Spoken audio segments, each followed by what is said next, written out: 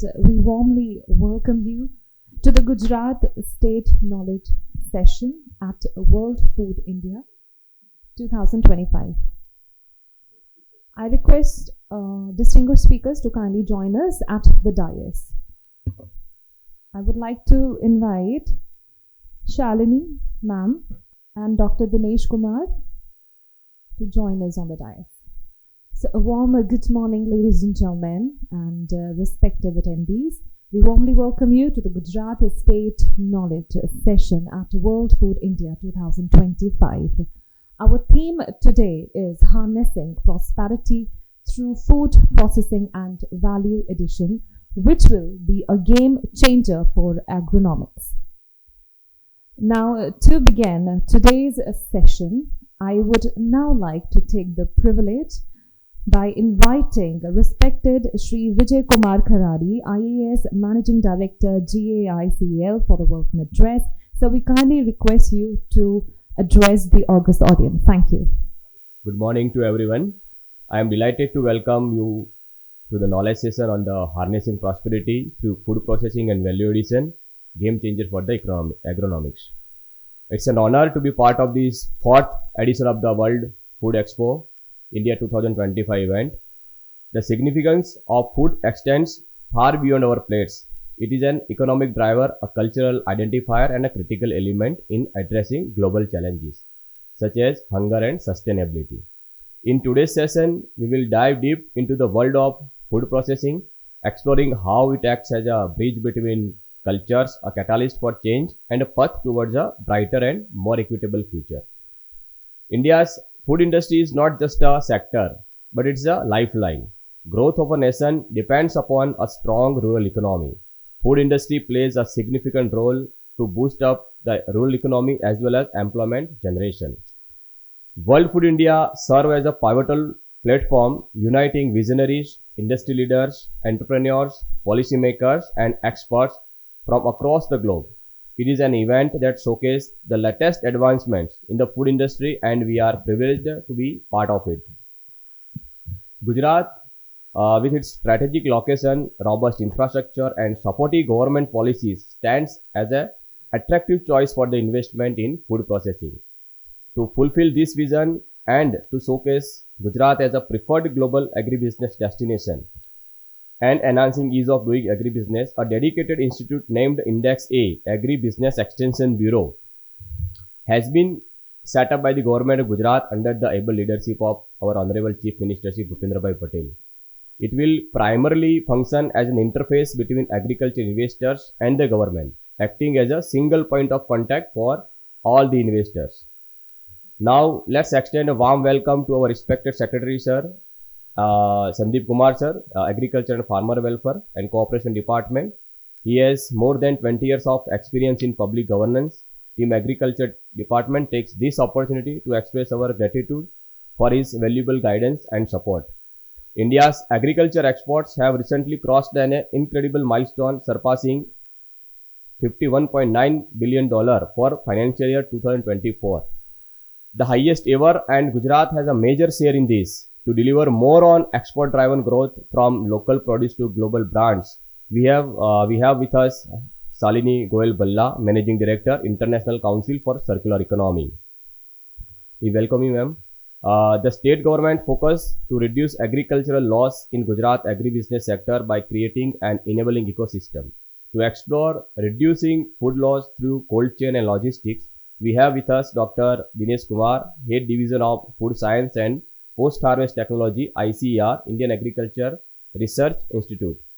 I welcome all esteemed speakers, all participants and officials on behalf of Government Gujarat and Index A.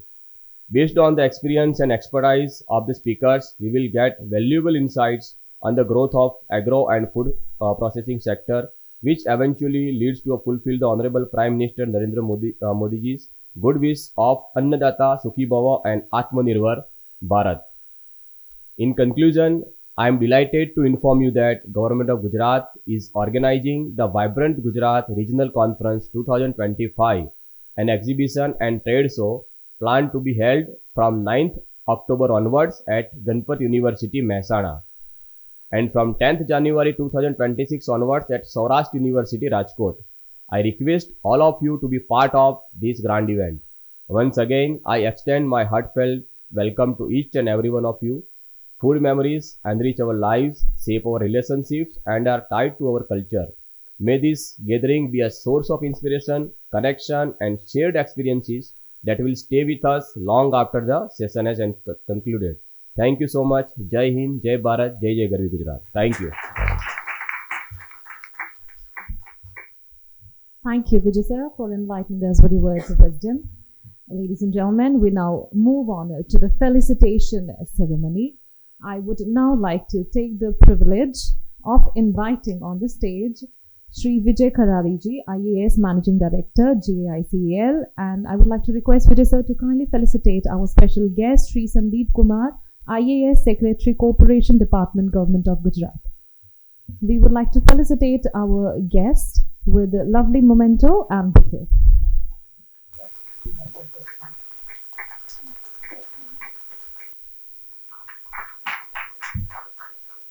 Now I would like to request Dr. Shri K.S. Patel, Divisional Manager, ASC, JICL, to felicitate Dr. Dinesh Kumar, Head and Division of Food Science and Post-Harvest Technology.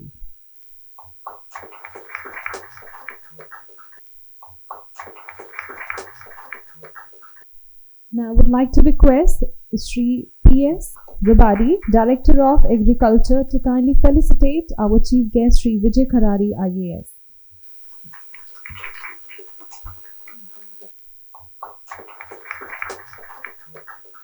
Now I would like to request Shri A.P. Patel, OSD, ASMC, JICL, to felicitate Mrs. Shalini Balla, MD, ICCE.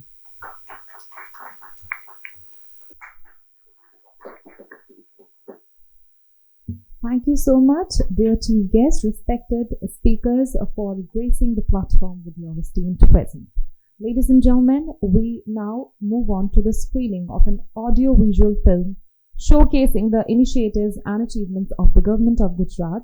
We request you all to kindly direct your attention to the screen. Thank you. In the fields of our motherland, where the sun rises with hope and sets with gratitude, there lives a community that toils tirelessly to feed the nation.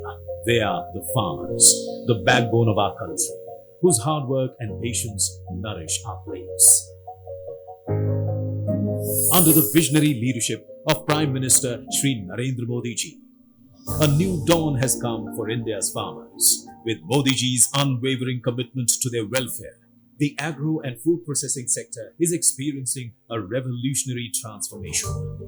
The Modi government's initiatives are empowering farmers to reap the rewards of their labor, and India's agricultural sector is growing at an unprecedented pace. As a result, the prospects of a brighter future are becoming increasingly tangible, filling the hearts of farmers with hope and optimism. PM Modi's leadership is not only transforming the lives of farmers, but also paving the way for a prosperous and self-sufficient India. India, a country of over 1.4 billion people, has made significant strides in agriculture and food processing. The sector contributes over 18% to the country's GDP and employs nearly 50% of the workforce. Gujarat, a powerhouse in India's agro and food processing sector, has been contributing remarkably to the nation's growth. The state is the first in production of groundnuts, fennel, cumin, and castor in India. Gujarat also takes pride in being the leading state in production of fruits like mangoes, bananas, and pomegranates, as well as vegetables such as onions, potatoes, and tomatoes, strengthening India's journey towards agricultural excellence. Gujarat's marine production is also making waves in the global market, with the state contributing 20% to India's national marine fish production. The sector provides livelihoods to millions of people and earns valuable foreign exchange for the country. The state has over 30,000 food processing units, employing over 1 million people, 2 established and 7 upcoming mega food parks. The state's infrastructure and connectivity have made it an ideal destination for investment and innovation. Gujarat's food processing sector has grown at a rate of 9.6%, making it one of the fastest growing sectors in the state. The state's agricultural growth rate has been impressive, with a growth rate of 10.7% over the last decade. This growth has been driven by the state's focus on irrigation, soil health, and farm mechanization. Gujarat has a well-established network of APMCs, cold storage facilities, and market yards to support agricultural operations. Gujarat has 710 cold storage and fish processing units with a capacity of 20,30,873 metric tons. The state has upcoming infrastructure projects like perishable cargo complexes and port-based agricultural cargo logistics hubs to enhance agro-export capabilities. Gujarat is glowing while growing. India's agro and food processing products are being exported to countries around the world, earning valuable foreign exchange for the country. The sector's growth is driven by value addition, organic farming, and digital agriculture. With the government's focus on increasing agricultural exports and improving the ease of doing business, the sector is poised for even greater growth in the years to come. As the seeds of growth are sown, the fruits of prosperity will be reaped. Gujarat invites investors to explore exciting opportunities and experience the state's growth potential. Join us at the upcoming Vibrant Gujarat Regional Conference to discover the possibilities and take your business to new heights. India's agro and food processing sector is a shining example of the country's potential and a beacon of hope for a brighter future. Gujarat, the game changer in agro and food processing.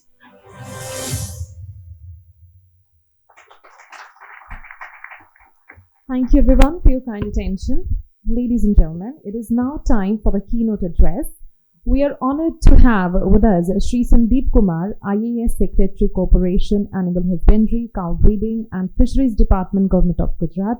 So we kindly invite you to address the august audience. Thank you. A very good morning to one and everybody. Dignitaries on the dais, dignitaries of the dais.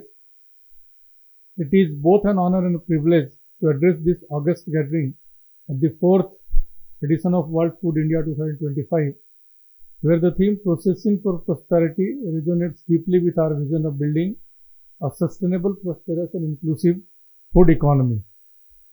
Food is not just a necessity, it is the cornerstone of health, culture and global progress.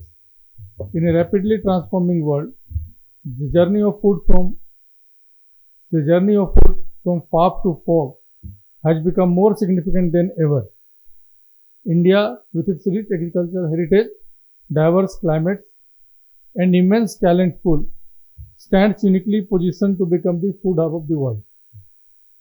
The theme of today's seminar is Harnessing Prosperity through Food Processing and Value Addition, Game Changer for Agronomics. It is about creating opportunities for farmers, opportunities for industry and entrepreneurs, opportunities for consumers. Food processing is the bridge that connects India's villages to the world's dining table. By investing in cold chains, logistic, infrastructure facilities, and value addition, we not only reduce wastage, but also ensure that every grain, every fruit, and every vegetable contributes to both prosperity and sustainability.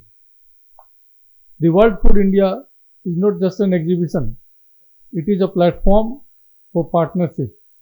It calls upon government, businesses, startups, entrepreneurs, and farmers to come together in building a food ecosystem that is innovative, resilient, and globally competitive. At the time of independence, India was dependent on foreign countries for their food requirements. However, due to great efforts of our agricultural scientists, particularly Dr. M.S. Swaminathan sir, leaders and farmers, nation witnessed great green revolution followed by many exceptional research in agriculture. Due to green revolution and policy initiatives implemented by government, India has achieved leadership in food production and supply at world level. At present, India has become food surplus country from food deficient country. For 2024-25, food grain production in India is estimated at a record 353.96 million tons, while food production is estimated to have touched 114.51 million tons, and production of vegetables is estimated to be at 219.67 million tons in the year 2024-25. In Gujarat, during 24-25, the total food grain production was 11.3 million tons, of which 9.2 million tons was cereals production and 2.15 million tons was pulses. Total oilseed production was 77.89 million tons. Fruit production of 8.58 million tons and vegetable production of 18.5 million tons, placing Gujarat among India's top states in horticulture and vegetables. The food processing sector is a vital component of the global economy, providing employment, enhancing food security, and contributing to the cultural and social fabric of our society. Gujarat is committed to promoting sustainable agricultural practices with help of natural farming. We have seen that crops grown through natural farming methods often have higher levels of nutrients including antioxidants, vitamins and minerals, which provide great opportunity for exporters. In fact, Gujarat is the leading state in terms of organic farming and more so in natural farming in the whole country. We have declared Dang's district, which is one of the 33 districts of Gujarat, as the first natural farming district in the country, and its whole district has been declared as a natural farming district. Post-harvest losses of vegetables and fruit occur at all points in value chain from production from field to food being placed on a plate for consumption. Post-harvest activities include harvesting, handling, storage, processing, packaging, transportation and marketing. Food processing and export are the answer to this problem. We are not just producers, we are value creators. Gujarat hosts more than 39,000 food processing enterprises. 70% of them are in the MSME sector, powering innovation, jobs and resilience. Our session theme brings a comprehensive outlook to this agenda. Gujarat offers extensive prospects in the food processing industry, particularly in the areas of dairy, fruits and vegetables and spices. The potential range of processed food products includes canned fruits and vegetables, frozen meals, sauces, salad dressings and dehydrated snacks. The Ministry of Food Processing Industries has provided support and incentives to the state through flagship schemes such as Pradhan Mantri Kisan Sampada Yojana, Pradhan Mantri Formalization of Micro Food Processing Enterprises and Production Linked Credit Schemes. Mega Food Parks Surat and Mehsana, 27 cold storages, 5 agro processing clusters and 42 food processing units are approved under Pradhan Mantri Sampada Yojana, Kisan Sampada Yojana. Similarly, 460 projects are also sanctioned under Pradhan Mantri Formalization of Micro Food Processing Enterprises. The Gujarat government has taken various steps and initiatives to promote food processing sector in Gujarat. Government established Index A as the Agri-Business Extension Bureau, a dedicated cell for promotion of food processing. Dairy too remains a jewel in our crown. Gujarat contributes 7.5% of India's total milk production and is home to the inspiring Amul cooperative, which has transformed millions of rural lives and set a global benchmark for inclusive growth. One of the notable strengths of the dairy sector in Gujarat is its extensive network of milk cooperatives. The state boasts over 18,000 village level milk societies with more than 3.6 million milk producer members. The state is home to numerous state-of-the-art processing plants that utilize cutting-edge technology for production of various dairy products. Gujarat possesses 45.5 million liters of milk processing capacity on a daily basis. Gujarat has strategic advantage in logistics for agriculture and food processing due to its robust infrastructure. The state is equipped with 42 ports, among which Kandla, Mundra, Pipavav, Dahej, Hazira are major ports. World-class road rail and dedicated road corridor are key factors in delivering speed, cost efficiency and global reach. This growth showcases the sector's competitiveness and ability to cater to international markets. Western Freight Corridor and Delhi-Mumbai Expressway are also beneficial to states for industrial and agricultural development. We are here to widen knowledge base, forge partnership, and to collaborate on solutions that will lead us towards more efficient and responsible agri-food processing industry. I am confident the conversations and exchange of thought that will take place during this event will stimulate actions and lead to tangible outcomes. Thank you for your commitment to this vital cause. I humbly request all stakeholders to join hands with Gujarat to create a win-win situation for both parties. Thank you. Thank you, Sandeep sir.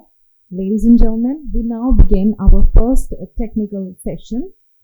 The first presentation is on the theme Reducing Food Loss Through Cold Chain and Logistics.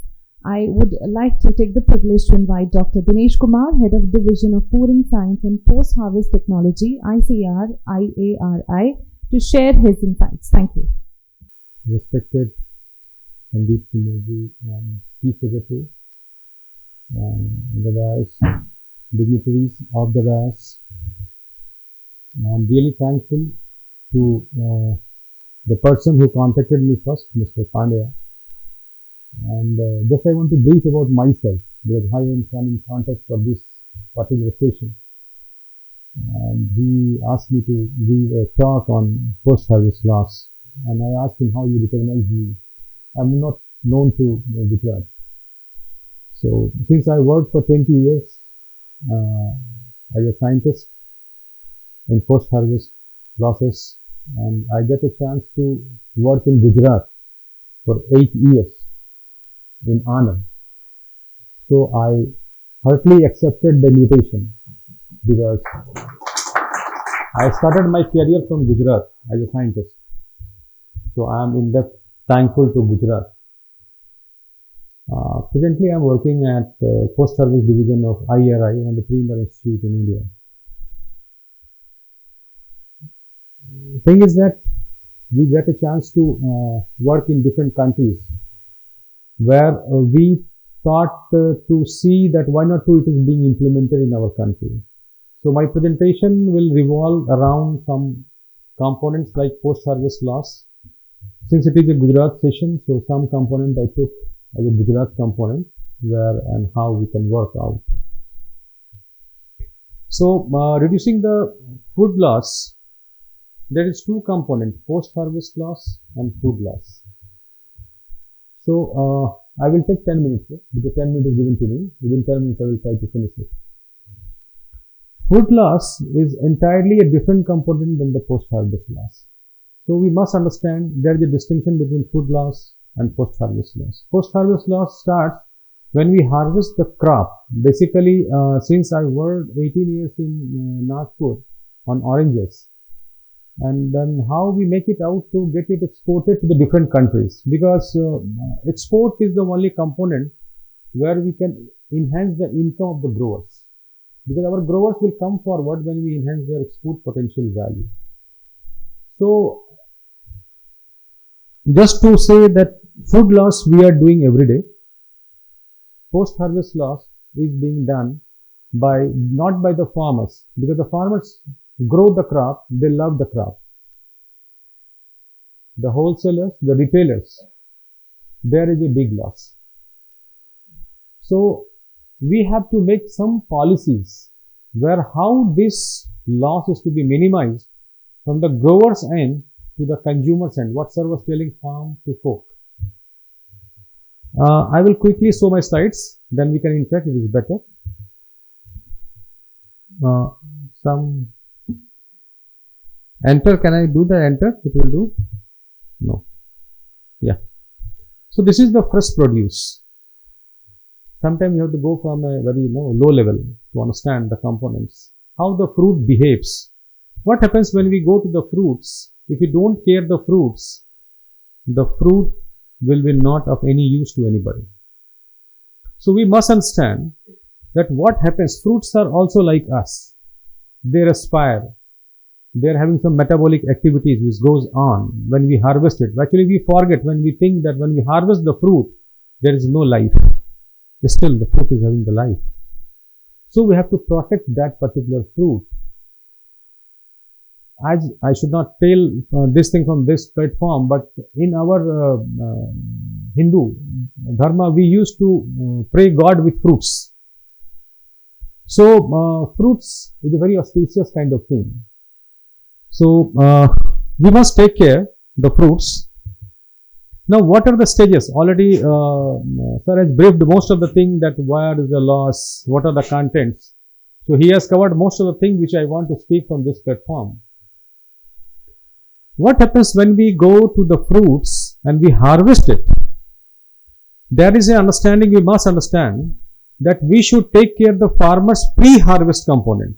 If you want to take the better quality with a better shelf life, we have to take the cluster type of approach to the farmers. What I had done in Nagpur, in orange growers, what we had done, we make a clustering of the components that every farmer should own that particular component and they should adopt the practices uniformly. What I want to convey, try to understand, uniformly means what happens, what you are using, what's the natural state, but the inorganic fertilizers, pesticides, because once you want to export, there is a problem of MRL. We all know MRL. That is the maximum residue limit. So you have to understand that which country you are focusing for export, you must know the MRL of that state. And then accordingly, if you work, you are in a win-win situation. Don't grow anything which you are not able to target that where you want to export. Because every European Union, USA, every have their own standards. There is no common blanket type of standards are there. So we must understand as an exporter. So handling much more importance, which starts with how you harvest the fruits. Harvesting is also, it's very easy to say, nothing wrong when we harvest a fruit. When we harvest a fruit, the fruits are not in a proper maturity because fruits behaves in two ways, climatic and non-climatic way. We must understand which fruit you are harvesting when. If you harvest orange immature, it will remain immature, you send to anywhere. But you harvest mango and banana, it is, if you harvest it immature, it will mature in transportation. So try to understand how the fruit behaves, which fruit you are harvesting, where you are thinking for the harvesting window. Okay. These are some of the factors I should not speak. This is containing some science. Here only one component we are thinking is the temperature. Now, why there is a need of post-harvest management? Everybody thinks that post-harvest management is of no need. We harvest, we sell to the retailer, it go to the mandi and then it comes to down to the consumer. It's not like that. The time has changed its face because we know that earlier our country was losing around 30%.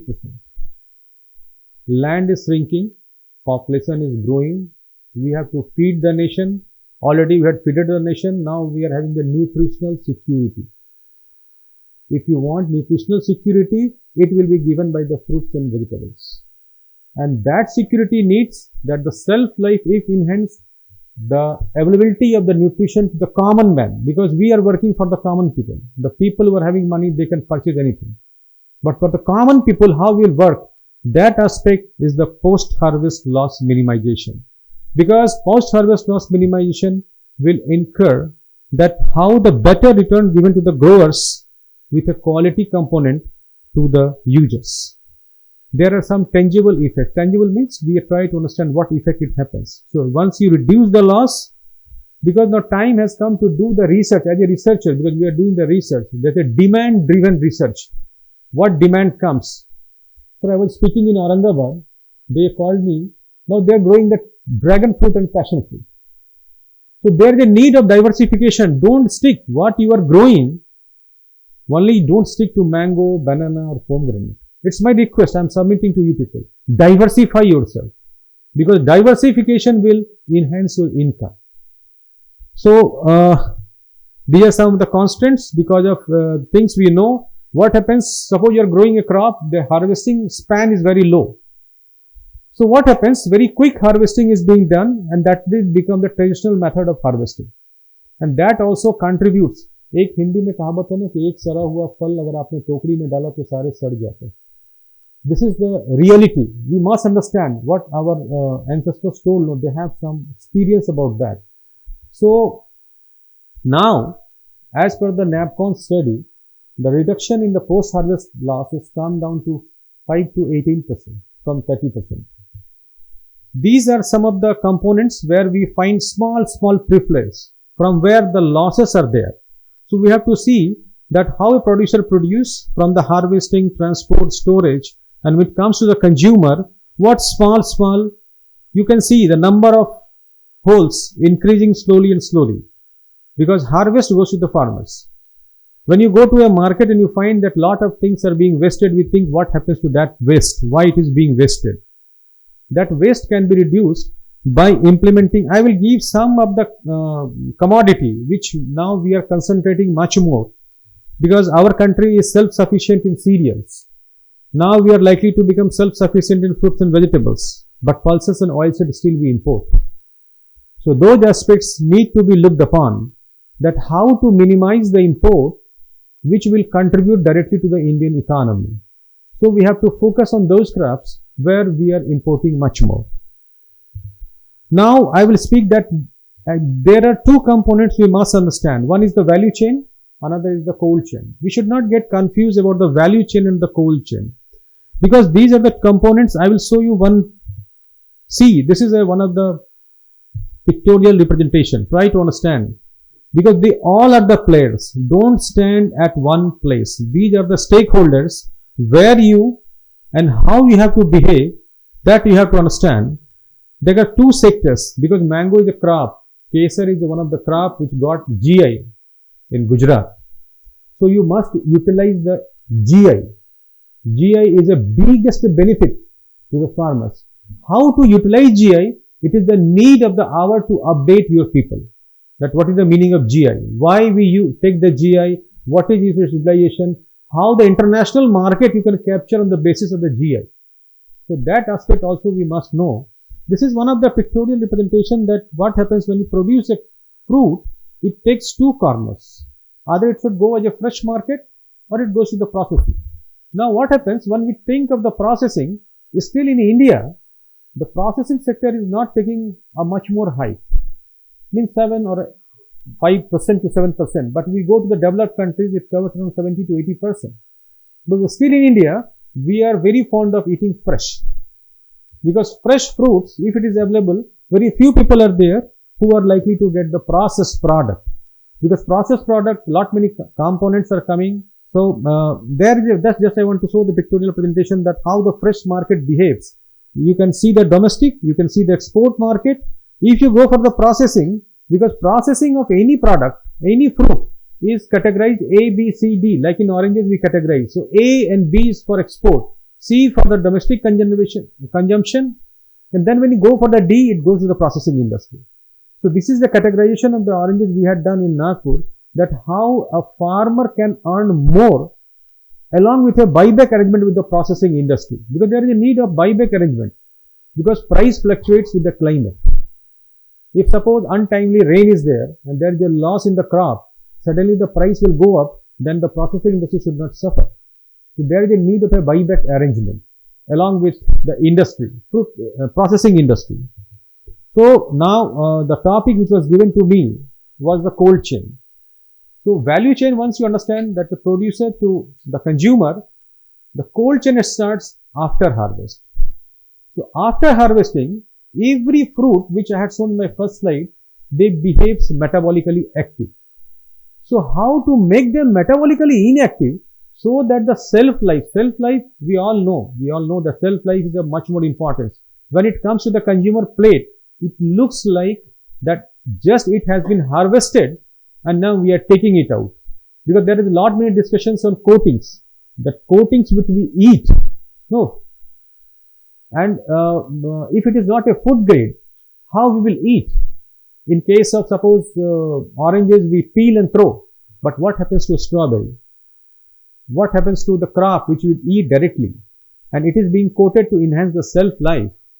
So the question arises that how we can get rid of those coatings. So now the time has come, the scientists are working with replacing the synthetic one with the natural coatings. The coatings which will enhance the nutrient composition of your body also. Not only that you are coated and you have to throw it out.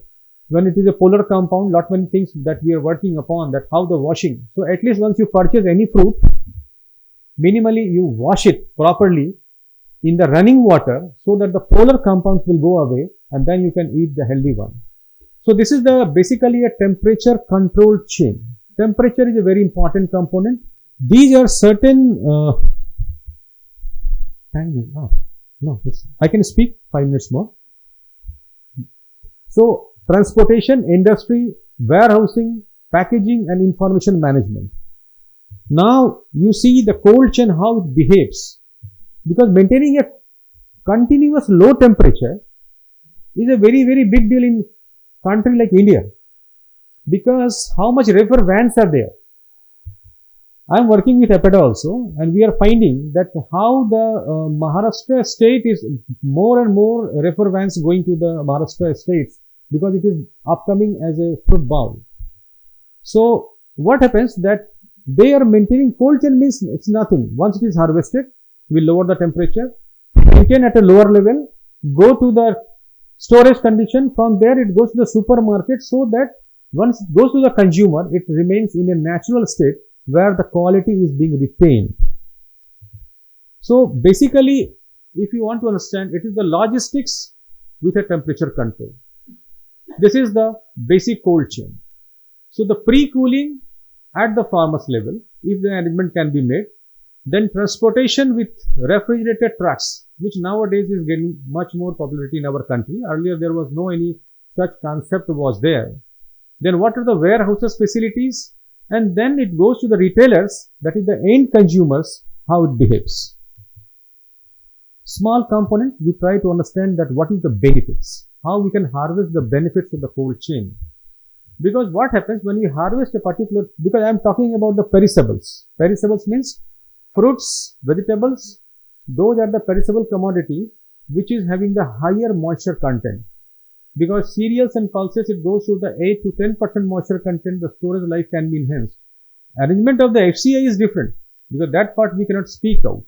But for the fresh, where the moisture content is more than 70 to 80%, the spoilage chances are very high. I always used to speak that you purchase an orange, and if it is shrinked, doesn't mean the quality has gone.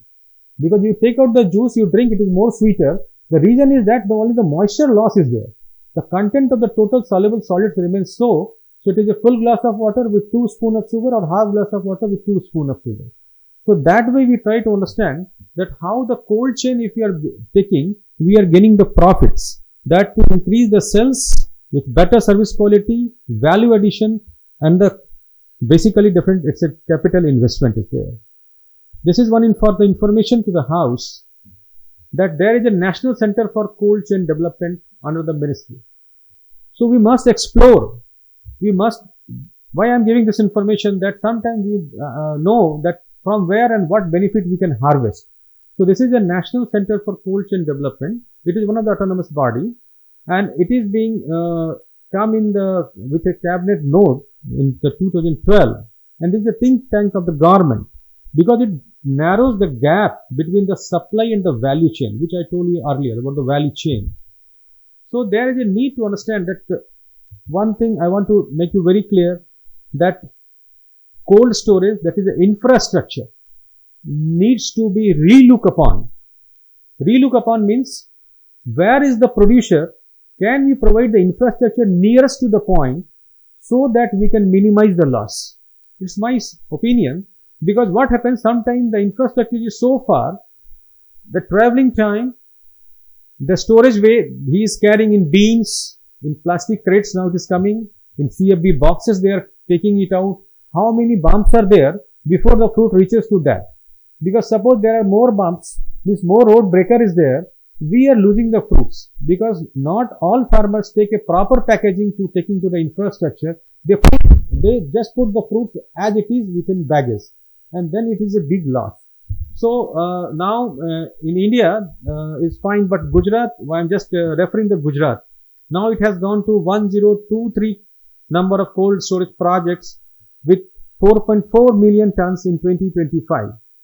So this is the data I am giving you, and the importance is that cold chain is required because to preserve the quality, extend the shelf life, reduce the waste, for which we are working, is reducing the waste, and the biggest component that you can facilitate the trade, because now the logistics are there, because fruits and vegetables cannot be exported by air freight. It is for flowers, floriculture, if you are doing a business, it is acceptable that you take the flights, because it should be economically viable projects. So we must understand that logistic, what is the temperature and humidity is to be maintained for every fruit behaves differently. I will show one or two slides where you will see how it harms the fruits. So these are the key stages: pre-cooling, cold storage, cold transport, and then what is the market size in India? The India market size is very big, and the CAGR, the cumulative annual growth rate, is a 10.86 in 25-23 coming days. These are some of the segmentation in cold chain, what the service, then the temperature, that how you want to export. Some we export chilled. Do you believe that chilled can be exported? Yeah.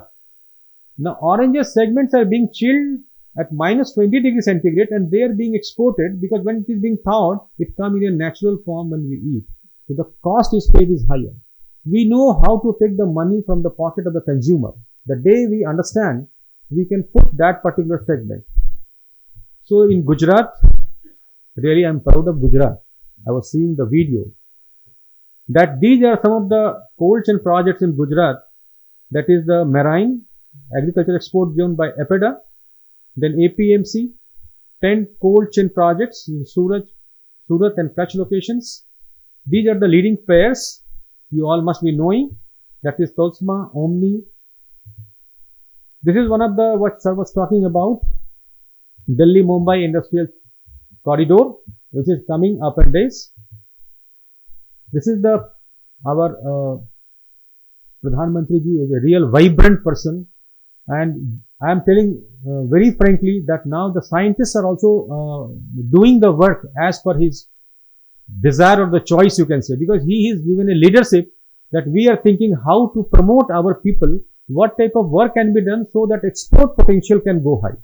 So these are some of the basically the cold chain infrastructure, and the objective is only to provide the integrated cold chain to preserve the particular. Now the grant in aid is coming is 35% to the eligible products, but there are still some challenges. We must understand that anything happens, there are some challenges we have to face. That is the most fragmented and unorganized infrastructure. Still, 90% of the cold storage facility is being owned by the private players. And these private players, because there is a need to understand that how much area is being covered. We cannot keep potato and oranges in the same cold storage. That is the need to compartmentalization of the cold storage, and then we have to compartmentalize compartments with each temperature and humidity. Then the operational cost, then technology adoption.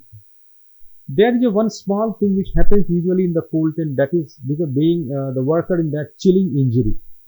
This is one of the biggest drawback in cold chain. What happens? The membranes, that cell wall membranes of that particular get damaged. So there is a try to understand between chilling injury and freezing. The two different components are there. What happens when it is freezing? There is formation of the ice crystals. But chilling injury, if happens, Like suppose I'm showing one slide that in Mandarin we can keep, this is the oranges, 6 to 7 degrees centigrade temperature, 90% relative humidity, and we can take to 45 days in a logistics. If temperature goes down, it will happen like this. So once your consignment reaches to that country, and if while going in the ship, logistics are not being maintained, you don't know, the unloaded component may have the chilling injury because the temperature relation was not there. It has come down. So this will happen and it will spoil this particular. Okay. So just I want to see some of the digital components that were working. This is the blockchain. Thanks for your patience. Thank you.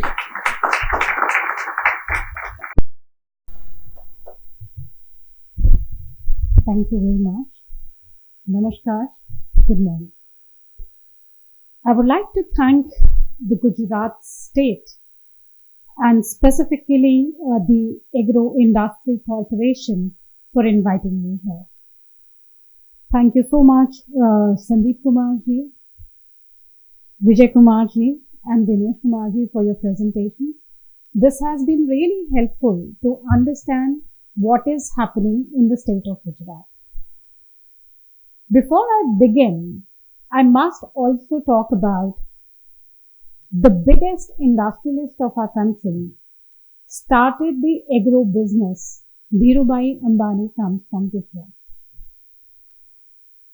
He started his petty business of dried spices and food from Gujarat itself. So we have a long history when it goes to the state of Gujarat and the agro food business. I was asked to work on the export driven growth, and I understand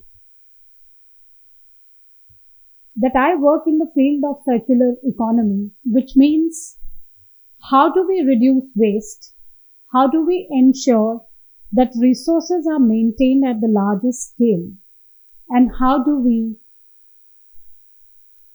build regenerative systems?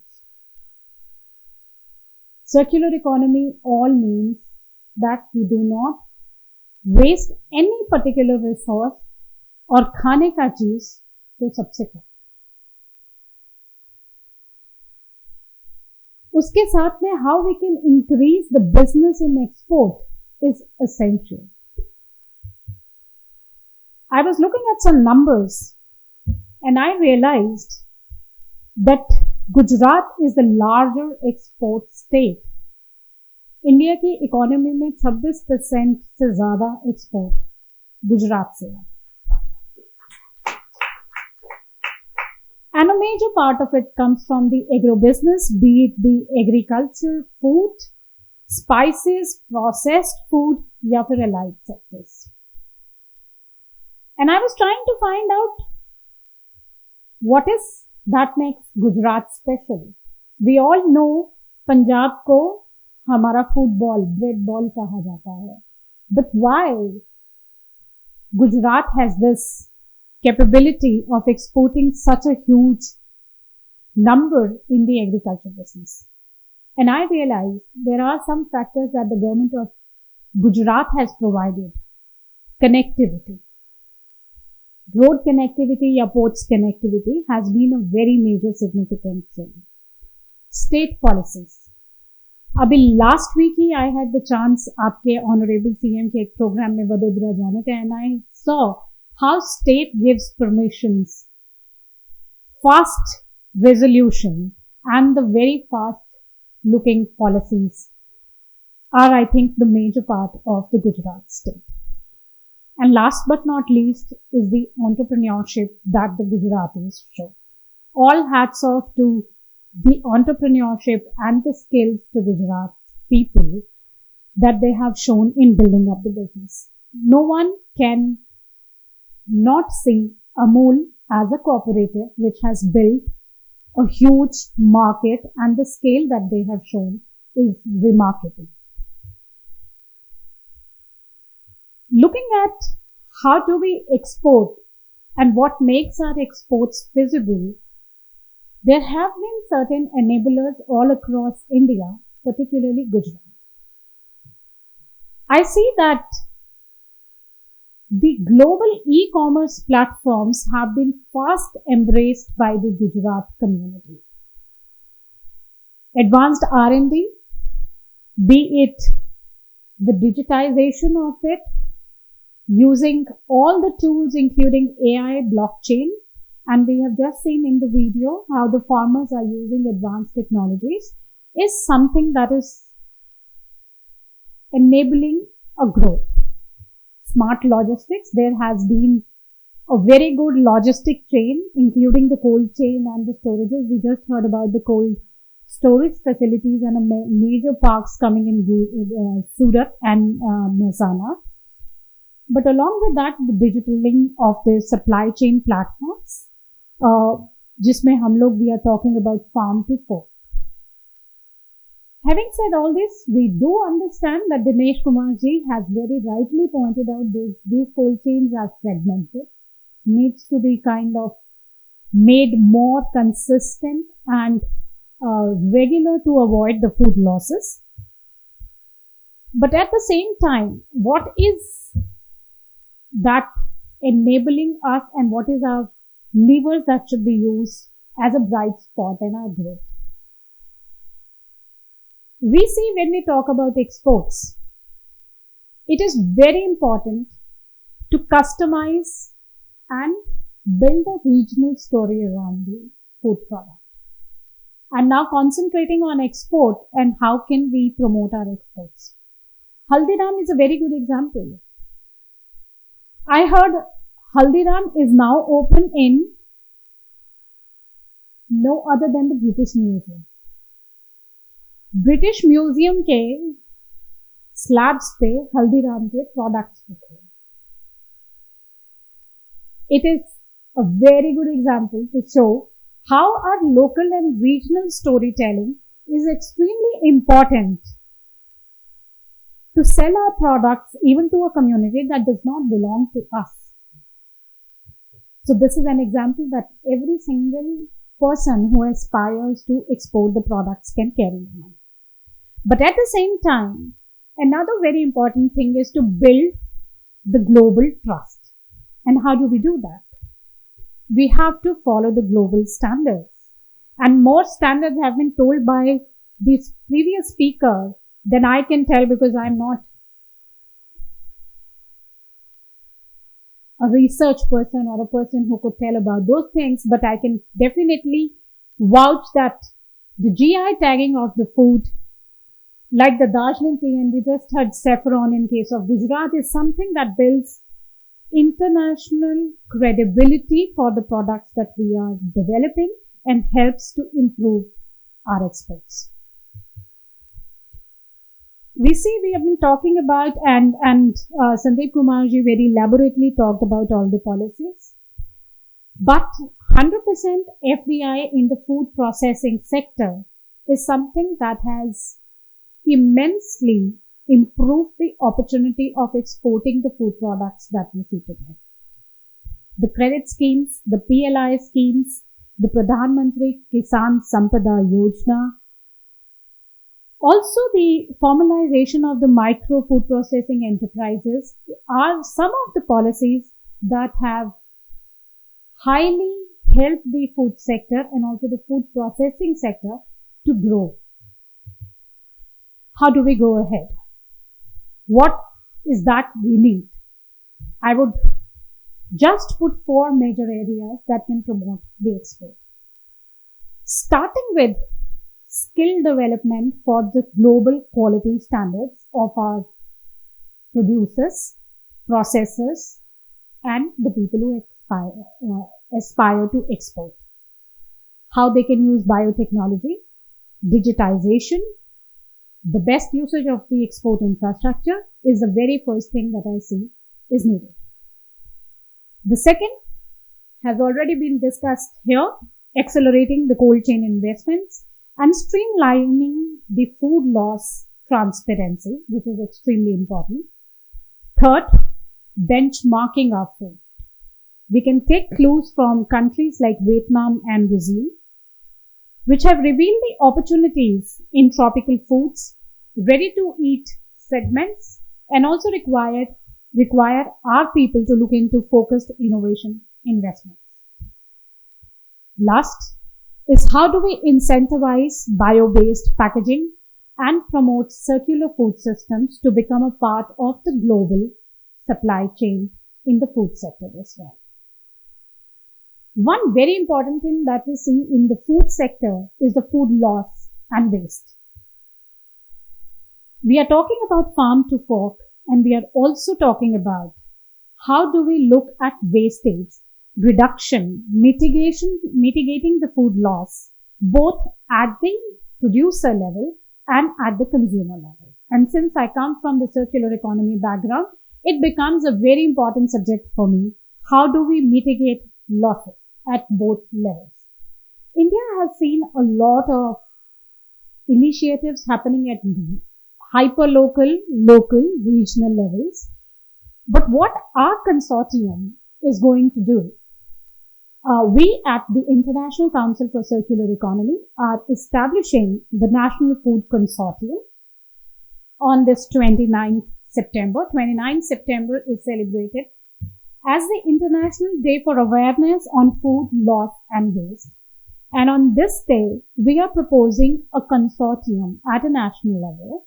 And this platform seems to be the apt platform to bring it to all of you to be a part of this platform, where we discuss about how the existing innovation and technology can help reduce and mitigate food loss, how we can look at collaboration and transformative partnerships, not only within India, but globally, to improve our exports, increase the numbers, how India could look at being a leader and still reaching the sustainable development goals, and ultimately how it can support the policy making in our country. With Sandeep Kumarji here, it is my request, sir, that State of Gujarat, also your entity, becomes a partner to the National Food Consortium, and we would be happy to work with the State of Gujarat to promote this. Thank you so much. Dhanyavad. Thank you, Ms. Balla. Ladies and gentlemen, it is now time for Q&A. We will now take few questions from the audience. I request everyone to kindly keep your questions brief and relevant to the topics discussed. Understand what are the initiatives taken to improve testing and certification. Because that, besides exports, of course, for exports, that's a mandatory requirement, but I think even for domestic consumers, to get greater to provide consumer awareness as well as consumer trust. I feel testing of across the entire value chain, whether it's contaminants or even pesticides in very high MRL levels. I mean, it clearly shows that often when the exports get rejected, it's a shame for ourselves as a country. And what are we doing to address this? Thank you. From government side, just I will take 2 minutes and then I will request Dinesh Kumarji. In Gujarat, when we talk about the quality testing and all these things, we have a lab testing in our agriculture universities. So we have established the units there. Now we are expanding it to the other university or other region of the Gujarat. So they are charging something, but what we are trying from the government side, that the charges is very high. So at least government can support that in a way of subsidies, that the person, those who are they can motivated to be to come to the laboratory and test it. Otherwise, when you go in a laboratory, if they charge very high, then very few people will come to your laboratory. So we are doing that also. Along with that, we have a organic product agency also in Gujarat we have established. So we have C1, C2, C3 registration, license and everything. So what we are doing in Gujarat is that by step, when all these things comes in our site, so by laboratory testing, registration, licensing, food safety and standards, all we are taking care of these things. Actually, I want to clarify there in the country there are certain NABL accredited labs. So NABL accredited labs are empowered to give the certification. That's what you are concerned. Second component that there is no law in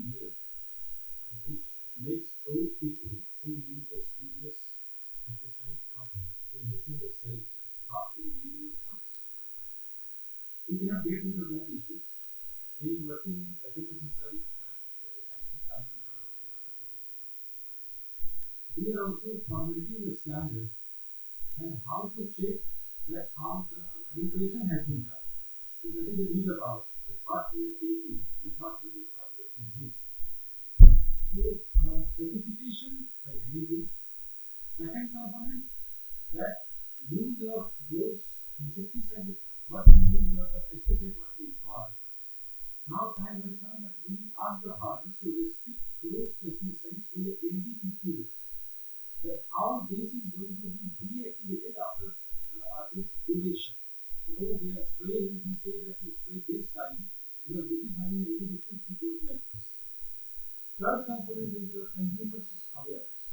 That we must know how to get rid of that particular problem. So there is a need to understand that.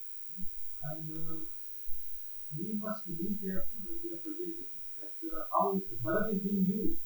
How after harvest, suppose ID goes, harvest goes that the chemicals are being green.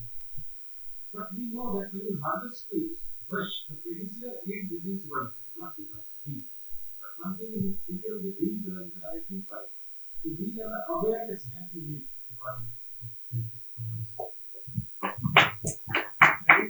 What my colleagues, Mr. Vijay Kharadi and Mr. Dinesh we have in fact, Government of Gujarat has set up a dedicated agency called GOPCA, that is Gujarat Organic Product Certifying Agency. So this is specifically for testing and certification processes. Similarly, for Amul, as you know, they have a huge organized logistics network for collection and processing. So whenever every day on a daily basis, the milk which is being collected from primary cooperative milk societies by Amul, all the tankers are being tested before they are processed at the milk union level, that is at the district level, where the processing, chilling and processing happens and value addition happens. Similarly, for marine products also, as Mr. Dinesh Kumar mentioned, we have NABL accredited labs set up by MPEDA and Export Council of India across the coastal stretch of Gujarat, wherein the marine products before being exported are tested. So we do have many mechanisms in place for testing, but that still remains a concern, and we are it is a work in progress, and that's a very good question, and we all have to work together to ensure that proper testing is done, and also to ensure that what one of the concerns which is there, that the use of insecticides, higher amounts of insecticides, pesticides or antimicrobials in our products, vegetable, fruits or animal products, that requires to be looked into, and also like all the agencies have to come together for this. Thank you. Sir, myself, Dinesh Goswami, representing the Vitravati FPO. Sir, we thanks to Gujarat Agro for providing us platform.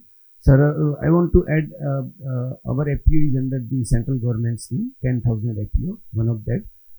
And government supporting in many aspects, various departments also for our farmers. But sir, at our FPO, we want to take a special crop like medicinal aromatic plants and biofortified crops, because many varieties developed by state agriculture university and ICR institutes, they all are in the channel for production. But we want to focus specialized on biofortified crops with our shareholder farmers, and how Gujarat Agro can help us, because our FPO is promoted by SFAC. So we want to just get your guidance to promote that biofortified crops variety, and add on that we want to provide that food and beverage industries that crops, because one Amba food is there in our Gujarat. They are making many millet-based products, and they are they have no any clear connection to get proper biofortified crops, so they can enrich their cookies and khakras and many things. So that things I want to answer. Biofortified foods, do you mean what? In that which sense? Biofortified means biofortified varieties. Dinesh sir can know better. Biofortified varieties are the varieties that is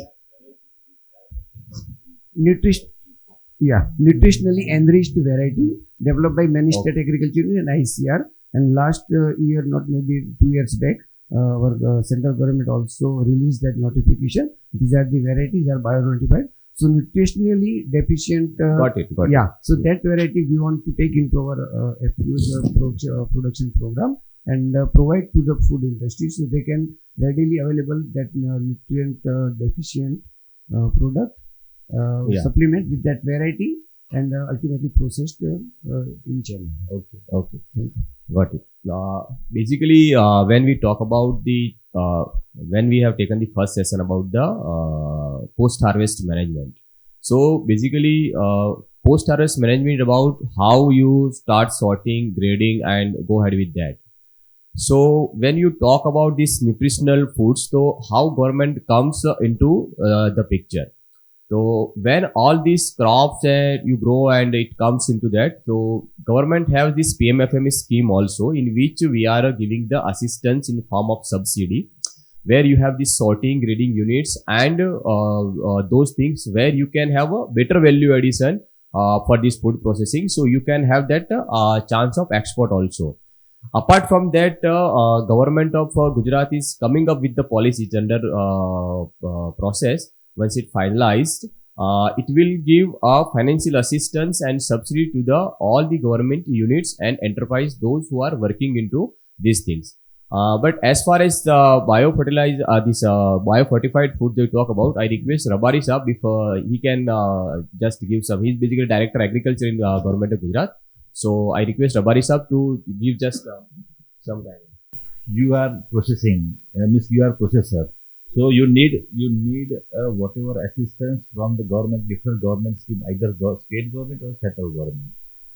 There is no clear silo, either fruits, bioprocessors, आपका fortified variety, whatever variety you can use the get the benefit from the government of either value addition, processing, or other schemes, prevailing scheme of central schemes.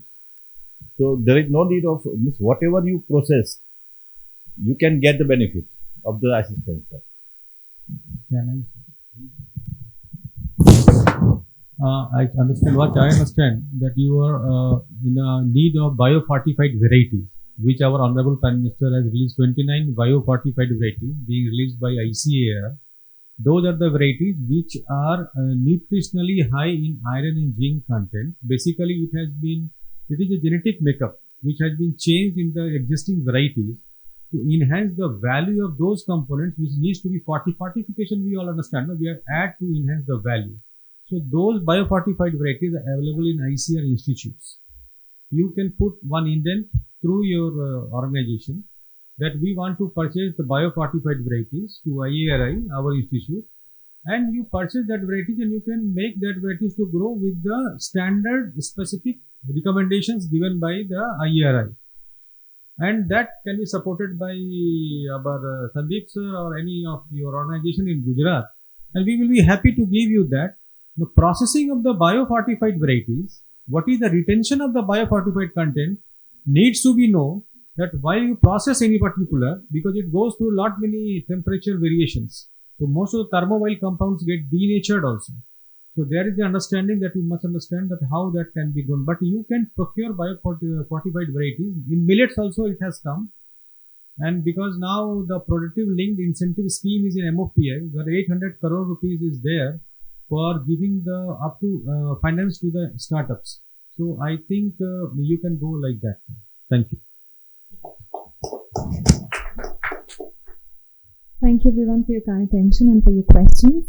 As we come to the close of this knowledge session, I would like to invite Shri P.S. Rabari, Director, Agriculture, to deliver vote of thanks. Good morning to everyone.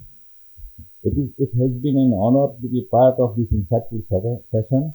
On behalf of the Gujarat Agro Industry Corporation and Agriculture Corporation and Farmers Welfare Department of Government of Gujarat,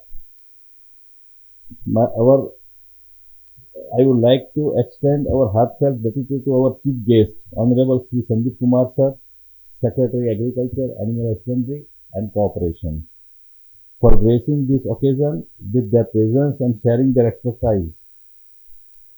Also, sincere thanks to all our esteemed speakers, Sri Dinesh Kumar and Shalini Ma'am, for their presenting regarding the topics and truly enlightens us. Our deep appreciation goes to MD Gujarat Agro, Sri Vijay Kharaji sir, and all the staff for their tireless work in making this event seamless and successful. We would like to thank you, our generous knowledge partner, event partner, for their invaluable support for helping us host the important event. A special thanks to the participants who, with the active involvement and incitement questions, have made this seminar a truly interactive and productive experience. May the knowledge and collaboration fostered here today lead to significant advancement in the food processing industry. Wishing you all a safe journey to home. And thank you one and all. Thank you. Thank you, sir. With this, ladies and gentlemen, we conclude today's Gujarat State Knowledge Session at World Food India 2025. We would like to thank all our esteemed dignitaries, esteemed speakers and participants for joining us today. We wish you a wonderful day ahead.